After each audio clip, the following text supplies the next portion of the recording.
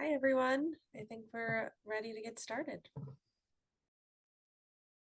All right. Thanks everyone for joining. My name's Kurt. I'm at Mount Sinai. I'd like to thank the organizers, Dr. Duggar, Flanagan, and Murray for starting this great group of focusing on digital neuropathology.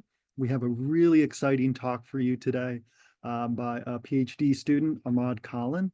He did his bachelor's degree in electrical engineering at Polytech Montreal, and he's just been having this interest in digital pathology and AI ever since then. Um, he studied deep learning in Malaya in 2022 under the supervision of Julian Cohen-Adad. And he's been contributing to this project, Axon DeepSeg, for about 4 years now. And he's really excited to talk about it and show you everything he's done and hopes that maybe you'll integrate it into your own research workflows. So with that, I will hand it over to Ahmad. And one quick PSA, if anyone wants to speak at this meeting, you can see my email in the side chat, kurt.farrell@mssm.edu. We would love to have you. So take it away. Thank you, Kurt, for this introduction. So yeah, my name is Ahmad Khalin. I'm a PhD student in biomedical engineering here at Polytechnique Montréal. Let me share my slides. So as Kurt was saying, I am one of the maintainers of the Axon DeepSeg software, which is a free and open source project aimed at researchers. And today I want to bring you on a journey through recent applications of this project. So yeah, I also want to mention Julian Cohen-Adad, my supervisor, who unfortunately couldn't make it today, but he's been involved in this project since the beginning. So my goal with this presentation is to mostly it's to present some recent applications, but of course I'll be giving some context, a little bit about the history of the software, and the main part of the main part of this presentation will be recent applications. Then we'll shortly go over some future work and what the future direction of this project. So very briefly, here you can see our graphical user interface. Axon DeepSeg is a free and open source software designed specifically for researchers in neuropathology. And what it does is it computes automatically the axon morphometry in microscopy images. Now we support multiple kinds of microscopy, such as electron microscopy, bright field microscopy, or coherent NT-Stokes-Raman spectroscopy. We'll see a little bit more about this last type of microscopy in my slides. And just to give you an idea of what motivated us to create this tool, I'm going to put you in this situation right here. So imagine that you have these two images taken from two different subjects, and you want to compute the axon morphology in both these images. What you would probably do, and what most researchers usually do, is they will take manual measurements on the image, typically in a software like ImageJ, and then they can automatically extract the length of all the radii that they traced in the image. And so this is a very time-consuming process, and you can imagine that just for these two images, you're probably going to have to spend at least an hour to complete all the measurements. And this is only for one radii per fiber, because you could imagine that, for example, in this, you want to compute the G ratio, metric of interest in the field. Very briefly, the G ratio is the ratio of the axon fiber over the full fiber with the myelin sheet. And this gives you an idea of the myelination of a fiber. And this would require then this would require you to take 2 measurements per fiber, so you're doubling the time that it takes. And then another problem is that these are not the images that you collected. The actual images are much larger, and this is what they look like. And you can easily imagine that now, if you want to measure everything in this image, it can take you a few hours, you know. And then obviously, usually you have more than one image per subject, and hopefully more than 2 subjects. So this kind of task quickly becomes impossible to do by hand, and really limits the scale of these kinds of analyses. So this is where our software comes into play. So here you can see we segment the image to know where the axons and the myelin is located, and then we can automatically extract measurements, different measurements for every fiber in the image. And so this process is done automatically. It's very fast to do. Yeah. So I will very briefly present sort of the backbone of this pipeline, but I won't go too far into the technical details, because I was told that it could be it could induce sleep for this audience. But just to keep it very short, the way that we train these models is we need an initial segmentation data set. So here we have the images, and for every image we have a manually generated segmentation mask. And then using these image label pairs, we can train a deep learning architecture to predict these regions automatically. And so we can then produce all kinds of metrics on these images. So this on the right is one of the first applications of Axon DeepSeg. It shows a full rat spinal cord, and so they image this at a very high resolution. We don't see it in this figure, but and then they downsample the metrics, and you can see, for example, the G ratio distribution in the spinal cord, or myelin volume fraction. Here you can see the axon density. So these are the kinds of analyses that we're interested in here. And now I will go over a very brief history of the software, just to give you an idea of how this project started. And so the first date that I put here is 2015.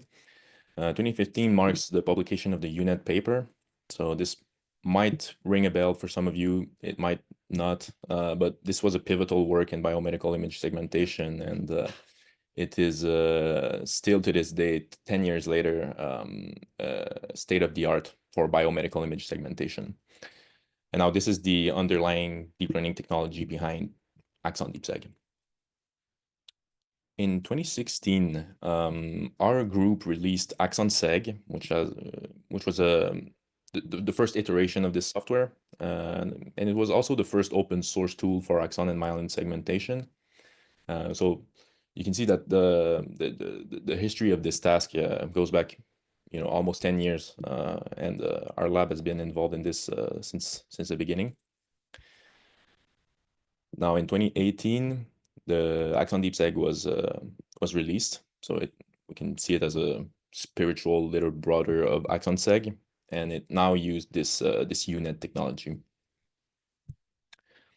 In 2019, I put this here. This was sort of one of the first one of the early applications of the software, and so what they did was they imaged human spinal cord, so over 23 actual slices covering C1 to L5 spinal levels, and they generated the first comprehensive mapping of axon morphometry in the human spinal cord using Axon DeepSeg. So I thought this was an interesting application of the software.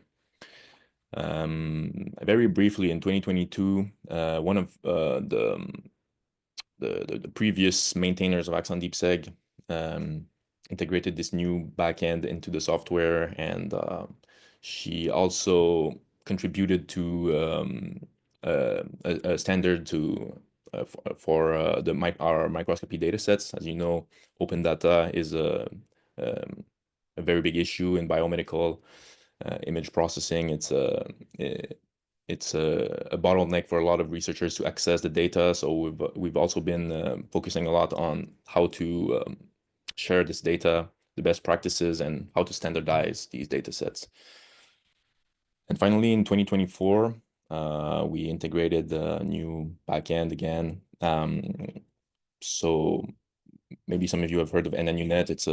It's a framework that's developed in Germany by a group in Germany called the Division of Medical Image Computing of the German Cancer Research Center. And to this day, it's a state-of-the-art for training your UNet models. This is not what we use.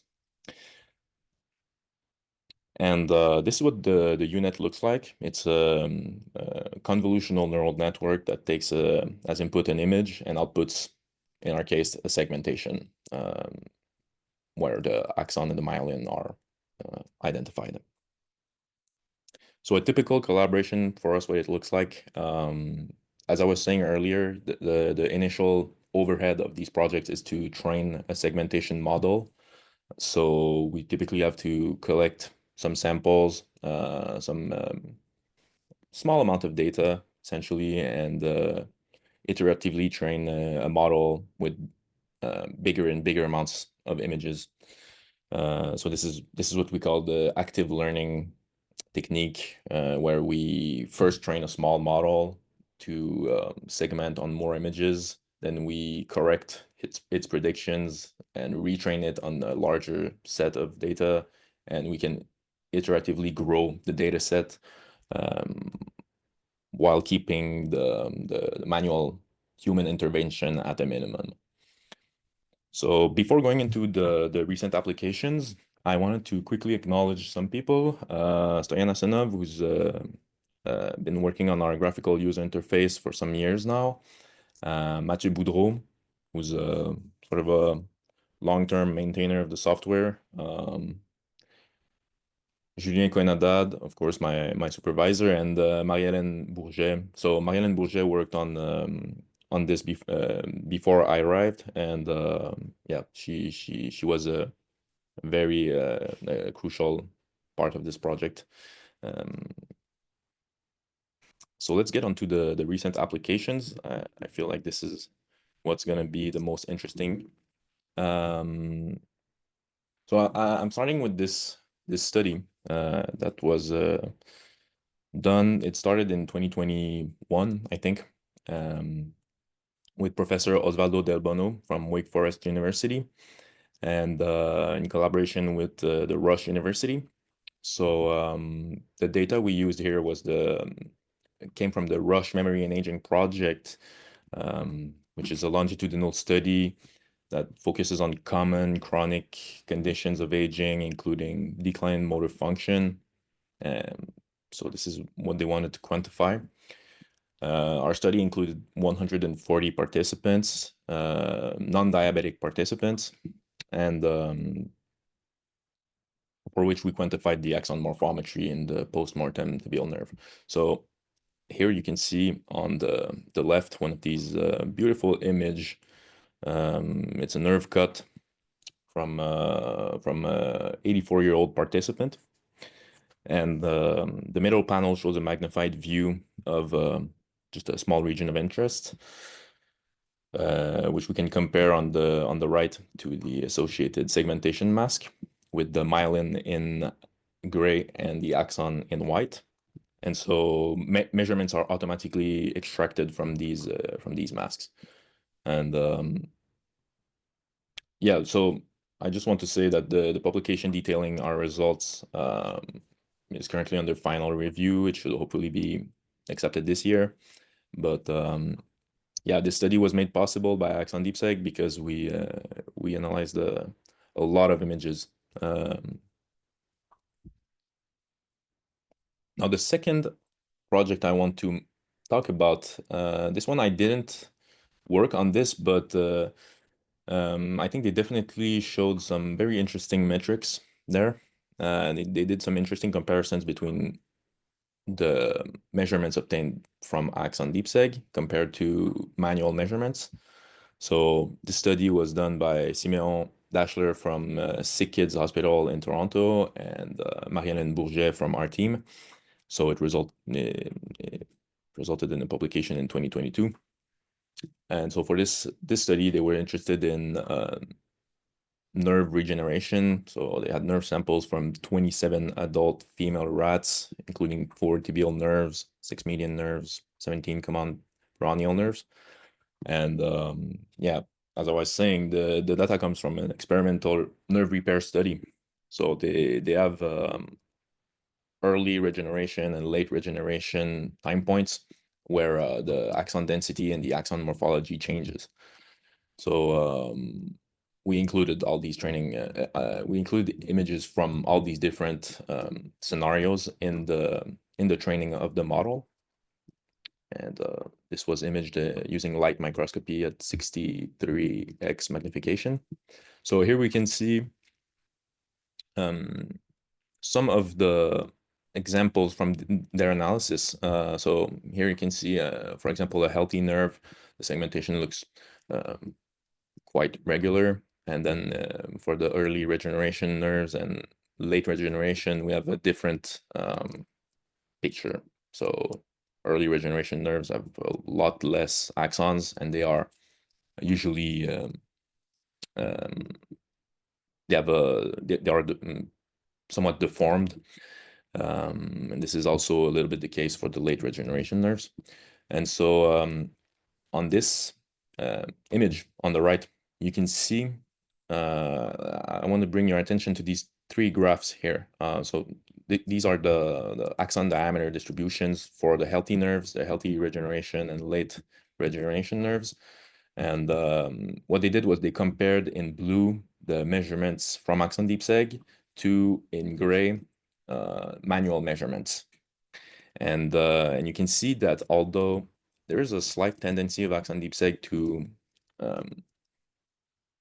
underestimate the axon diameter, which is pretty consistent across the 3 groups, the general trend is very much represented in the Axon DeepSeg measurements. So yeah, I thought this was a pretty good example of what Axon DeepSeg can do. And yeah, the last thing I want to mention about this project is the analysis time. So here we can get an idea of how much time this can save. So what they did was they measured how much time it took to manually measure the fibers in an image. So this was only for a 100 and 100 micrometer ROI. And so the scale bar right here is 100 micrometers. So it's a very small part of this image.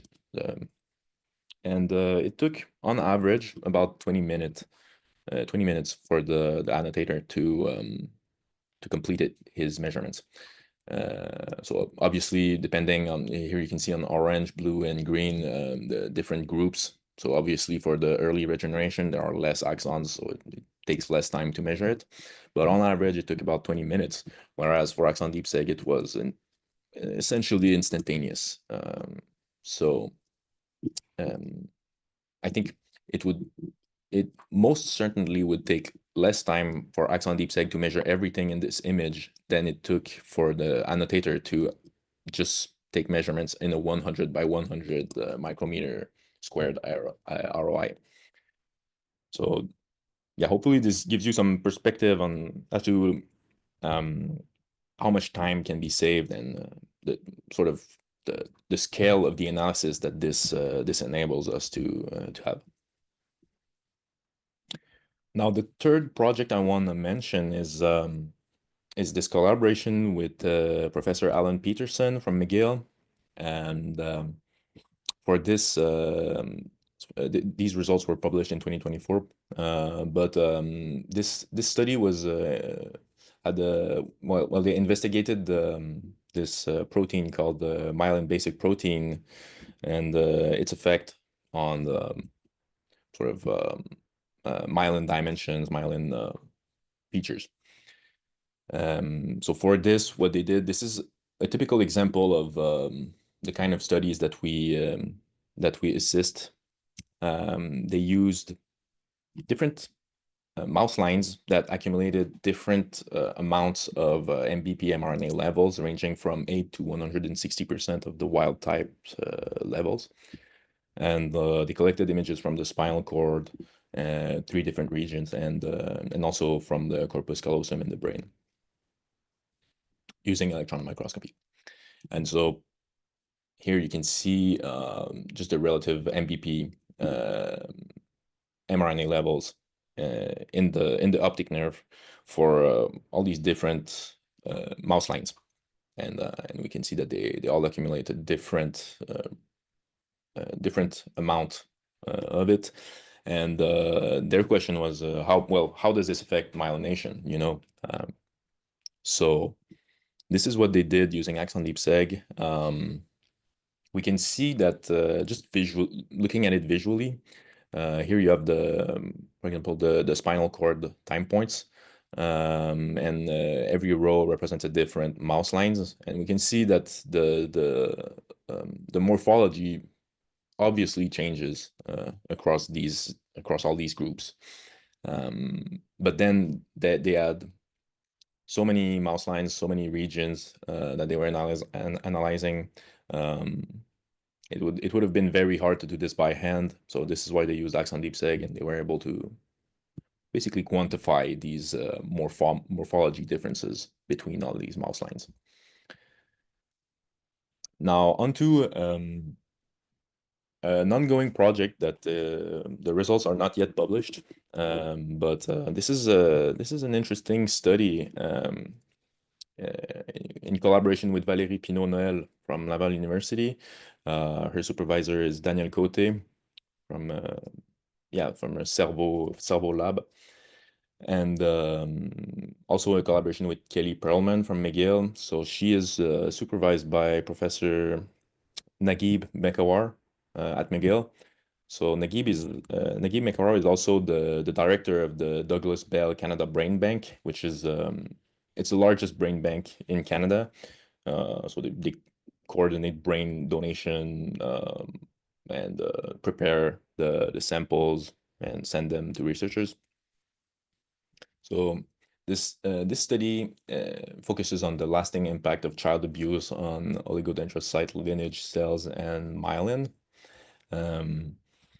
There's a focus on a specific region of the brain, which is the uncinate fasciculus. So the UF is it's only found in human and non-human primates, and it's also the last fiber tract to completely mature in the human brain. So to study this phenomenon, they wanted to compare the myelin morphology between different groups. So they have a depressive with suicide group, and they also have a depressive suicide with child abuse group, as just to basically isolate the effect of child abuse from the effect of depression. So it's a very interesting data that they have here. But the problem is that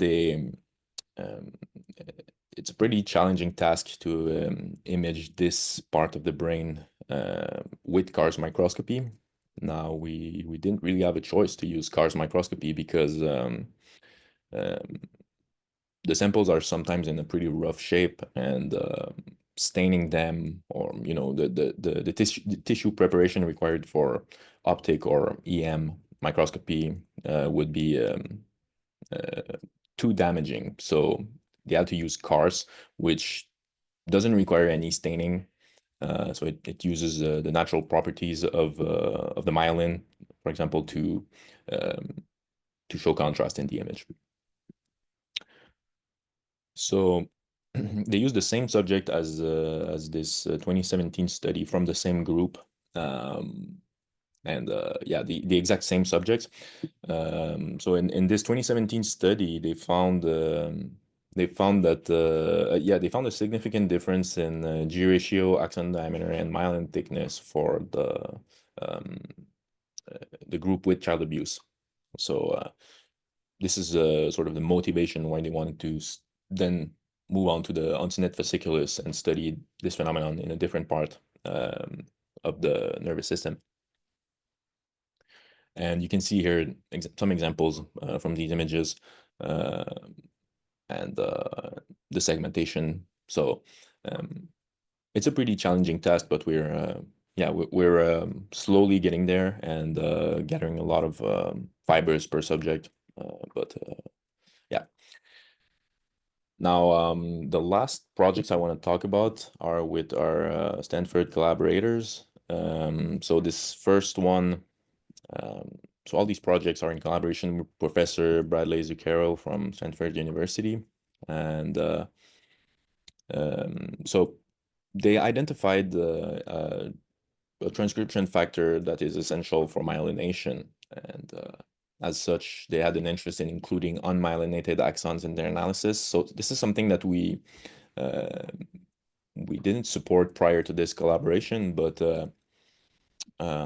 we essentially added the option to quantify also the unmyelinated fibers in the image, which allows us to produce this metric, which is the percentage of myelinated axons. So this is because this transcription factor has a very profound impact on myelination.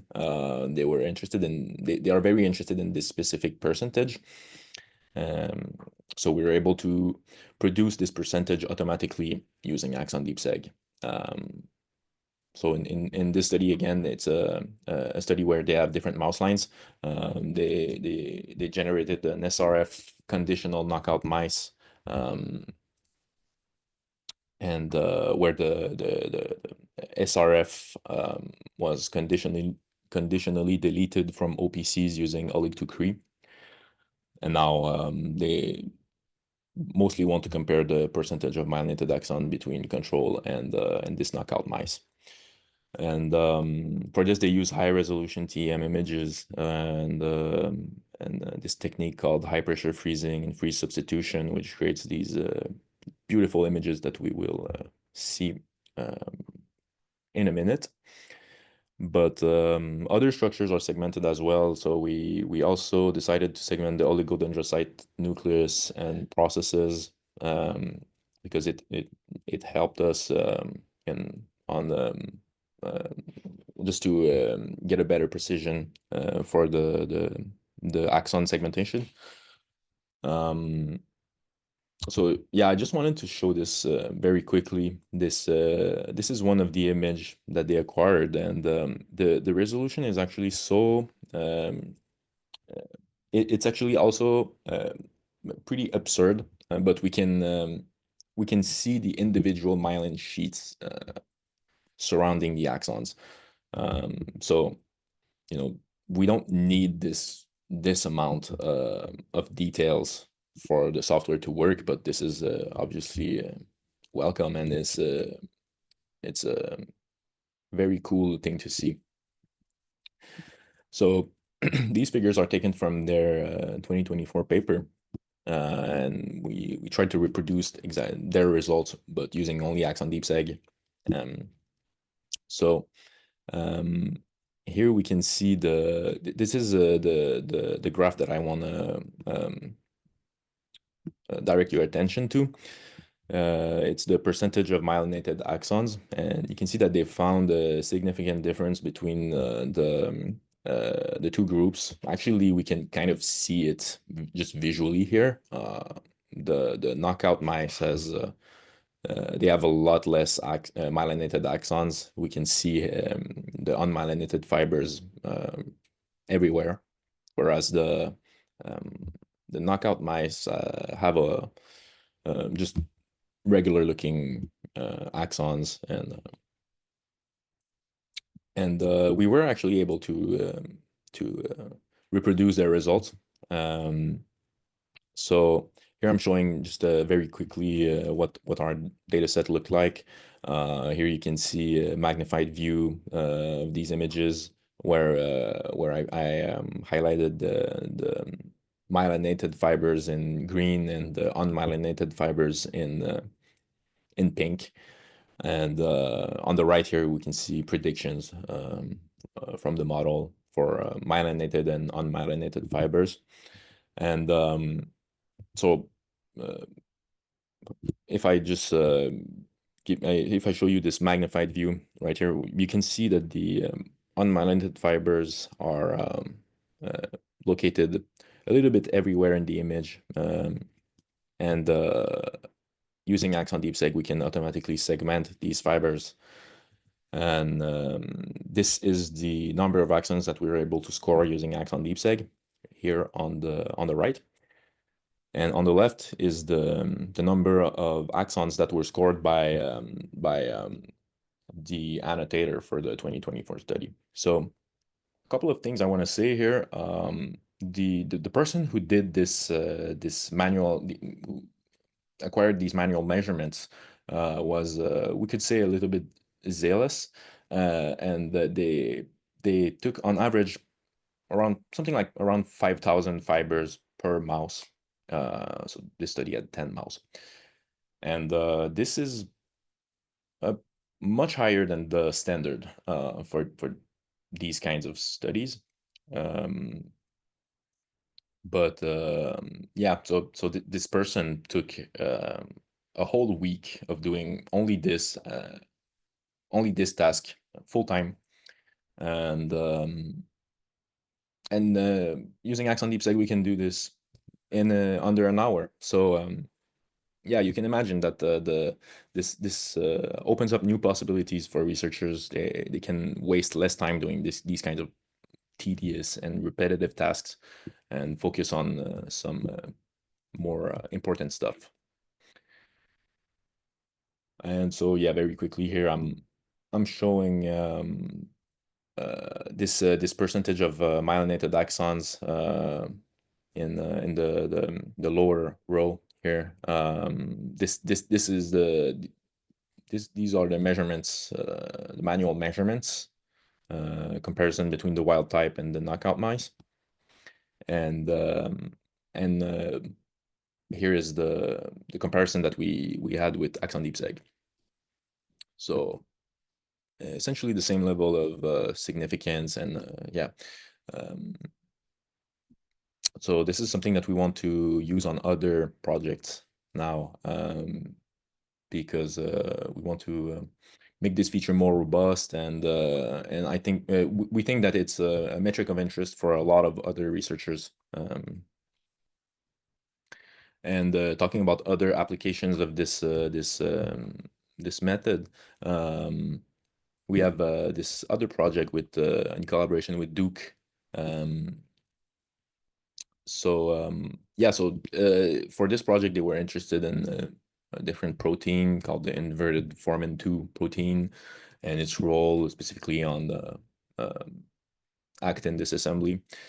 And for these for this purpose, they wanted to compute the axon morphometry and compare it between the wild type and a INF2 knockout mice. So yeah, so for this they use SEM images of the optic nerve. These images are scanning electron microscopy, but just so you know, the contrast was inverted, so this is why they look like this. And we were able to segment. I'm only showing the myelinated fibers here, but we also segment the unmyelinated fibers, and we can measure a lot of different metrics. So this is still an ongoing project. I'm not gonna go too much into the specifics, but yeah, the final project I want to talk about is this collaboration with Madeleine Cooper and Maya Weigel, again from the Bradley Zucchero's lab at Stanford. So they had an interest in the FGF family of proteins and its role in morphologic changes to oligodendrocytes in vivo. So for this purpose, they generated FGF receptors 1 and 2. They generated double conditional knockout mice where the FGF receptors 1 and 2 are inactivated. And using this double knockout mice, they are able to study the effect on axon density and disruption of myelin ultrastructure. So again, they use the TEM imaging and high pressure freezing freeze substitution. So it gives you these images, and I have this is a magnified view of these images. So this is still an ongoing project. We're interested in how this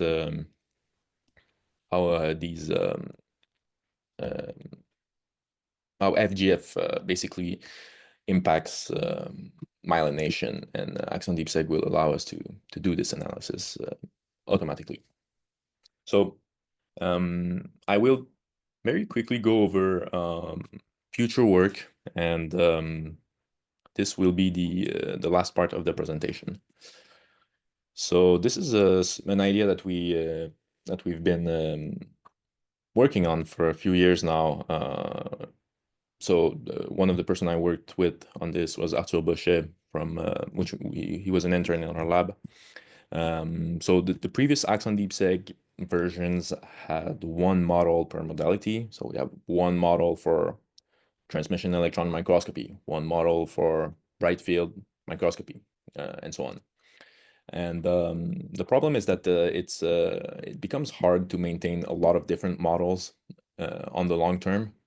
And we wanted to kind of unify all these segmentation model into a single monolithic one, which would be easier, hopefully easier to maintain, and also easier to use for Axon DeepSeg users. And so here you can see a bunch of different data sets that we collected over the years from different modalities. On the top row, you have EM. On the bottom row, you have bright field and coherent anti-Stokes Raman, spectroscopy. And the modality is not the only thing that changes across these data sets.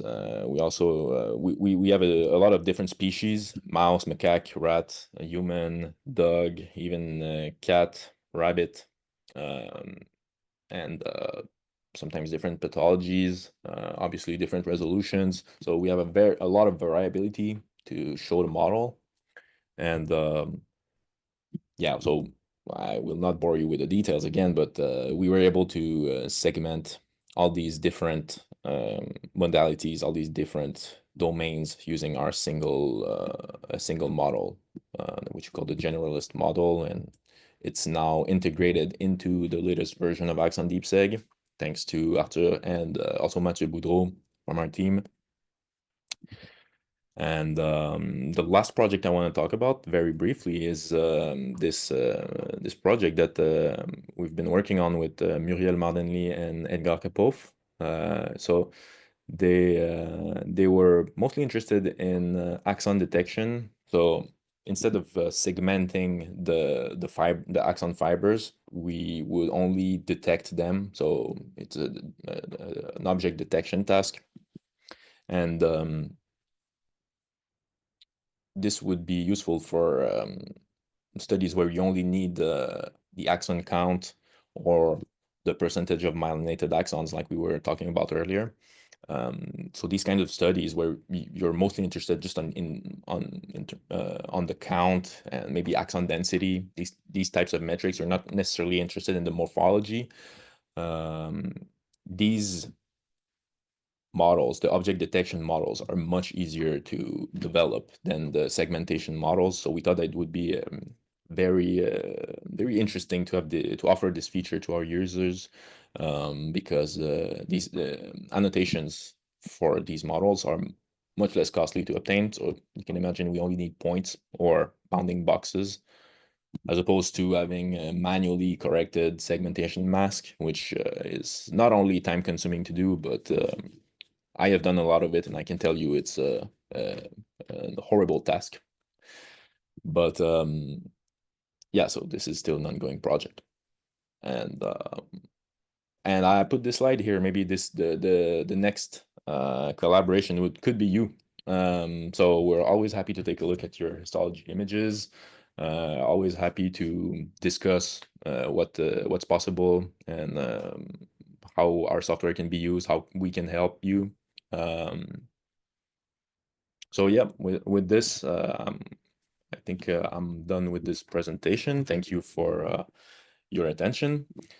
And yeah, I put some links here. If you want to get in touch with us, we'll be happy to hear about you. Thank you. Amazing. That was such a good presentation. We have actually quite a few questions and comments Right. that we'll go ahead and get started and ask. I'm going to start the ones that were placed into the Q&A section somewhere in the chat as well. So the first question is from Addison Berg. It is, what is the data size that goes into training the tool? What is the variability in the axonal myelin integrity or health in the training data? And how does the tool deal with demyelinating pathologies like MS or CIPD? Okay. So the amount of data that goes into the tool is it's pretty variable. We've had success in training models with only like 2 or 3 images, and it worked very well because their data set was kind of homogeneous all across. But in some cases, of course, it gets a little bit more complicated. In these cases, we always help the researchers to build the data set, and we help along in the process. But yeah, for example, you're talking about demyelinating diseases, which cause morphology changes. So in this case, we usually need examples from all the scenarios. So if you only show the model healthy axons and then you present it with demyelinated axons, it's not going to know what to do with these new cases. So this is something that we always keep in mind. We have to have images in the training set from all these different scenarios. But yeah, so I hope this answers your question. Great. It's a great answer. Well, the next question is, can you elaborate a little more on the fixed sampling and native sampling method in your training regime? Right. So we used to resample our training images to native. Okay, so just to clarify the question a little bit, the native resolution. So the images are acquired by researchers typically at a wide range of magnifications of actual pixel sizes, because depending on the microscope, the specific microscope you use, for example, a 63x magnification will not always lead to the same pixel size, right? So we have we essentially have different pixel sizes for every data set that we collect. And what we used to do was resample all these images to a single resolution. So you can imagine if you have images at 0.2 micrometers per pixel, we resample them at 0.1 micrometers. So you're going to change the dimensions, the physical dimensions of the image. But we're moving a little bit away from this right now because we're trying, as I was saying, to unify all our segmentation models. And in this process, we're trying to have a model that works at all these different resolutions. So this is still a work in progress, but I can say that we're trying to sort of mitigate this problem. So yeah. Great.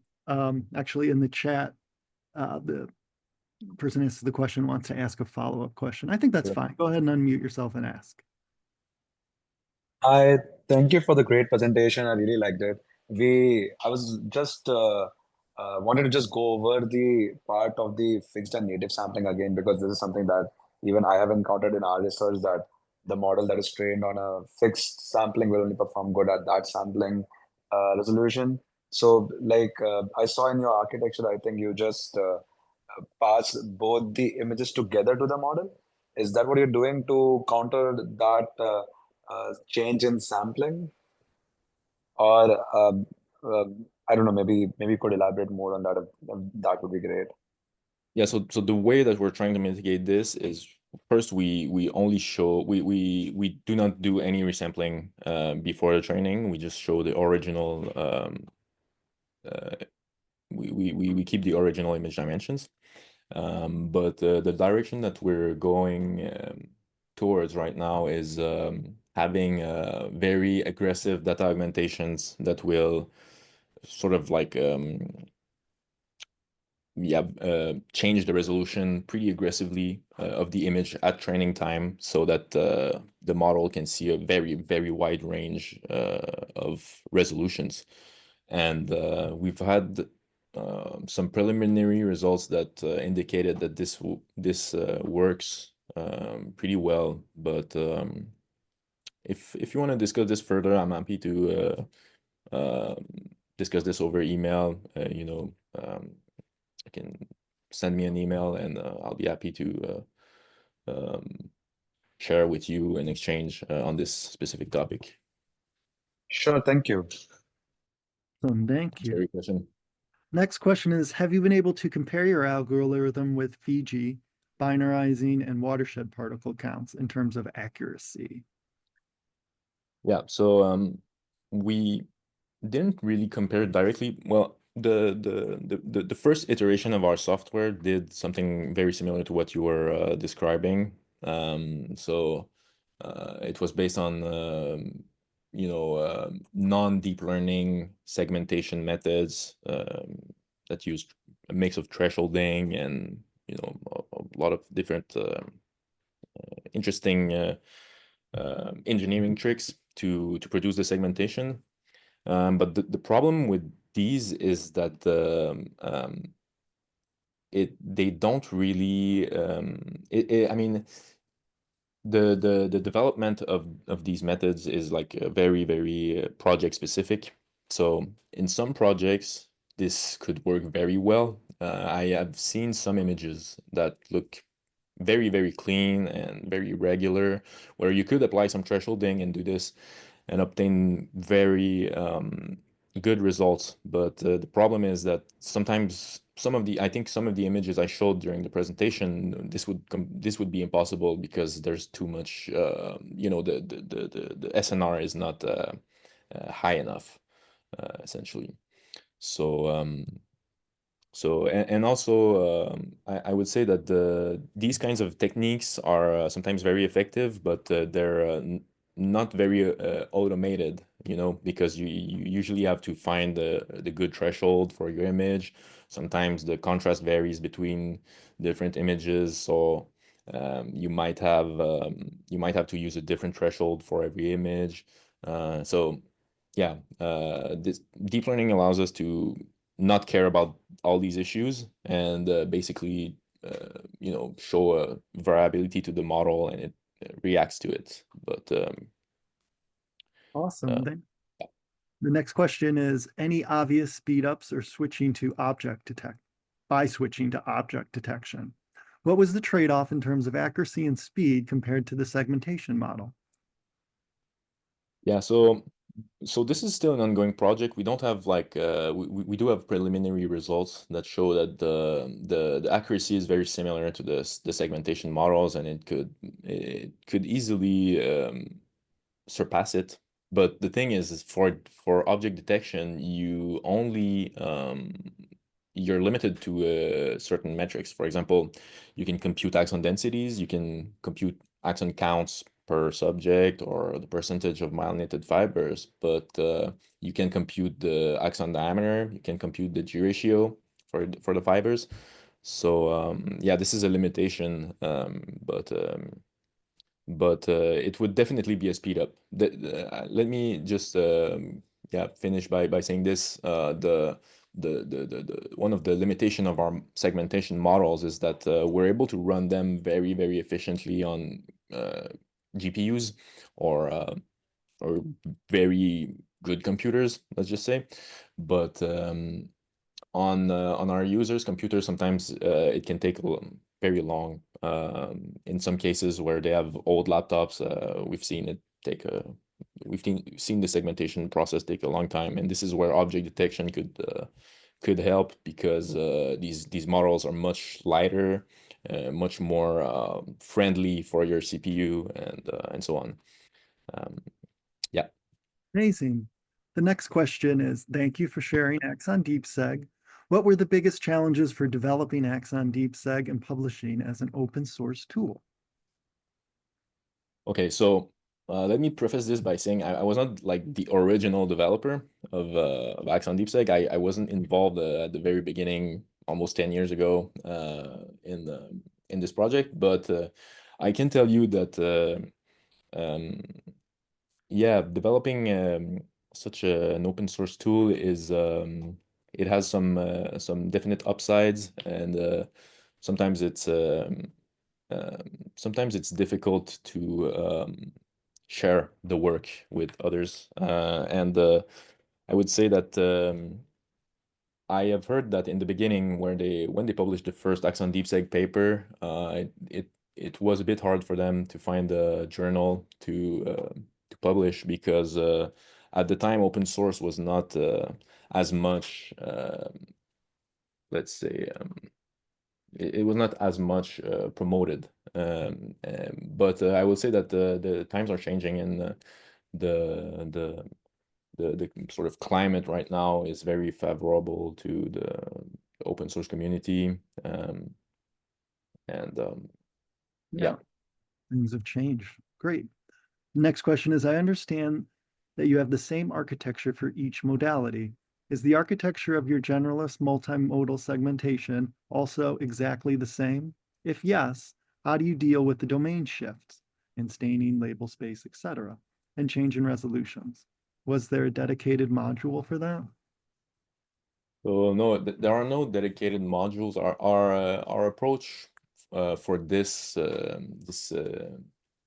project of a unified segmentation model was to just basically more on the data side, that on the model side, we tried to get as much variability as possible, as much different species, as much and closely follow the segmentation on all these different scenarios.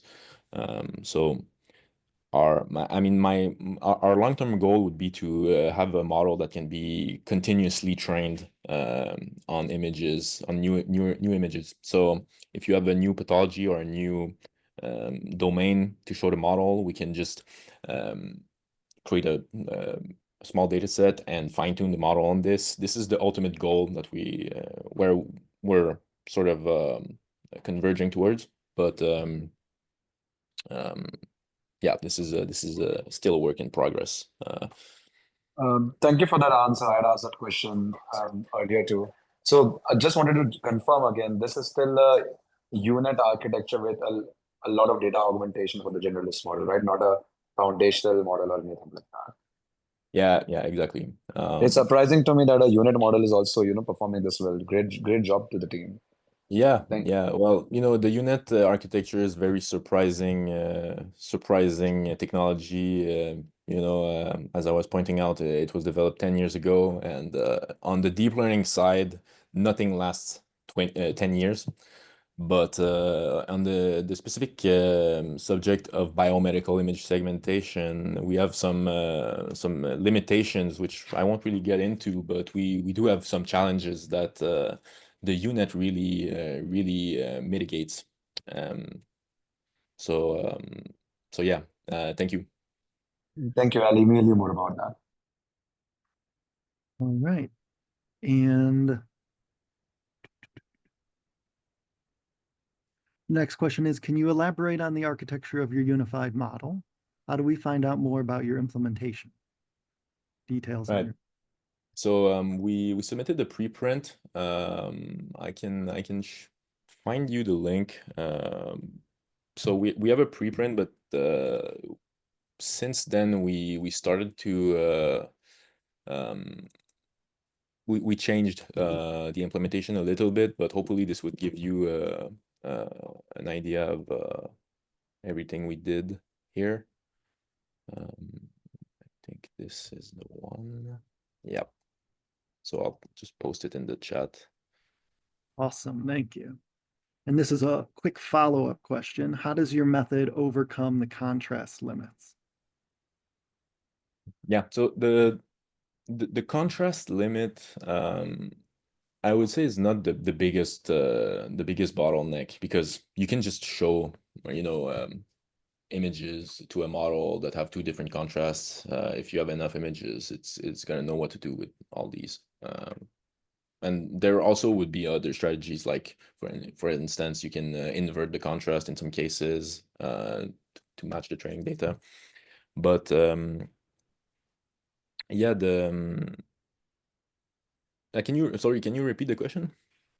So How does I was just, yeah, this was me, Ina Vano, UCLA. I just was wondering, because you had mentioned when you compared it with the Fiji algorithms that they're more rigid.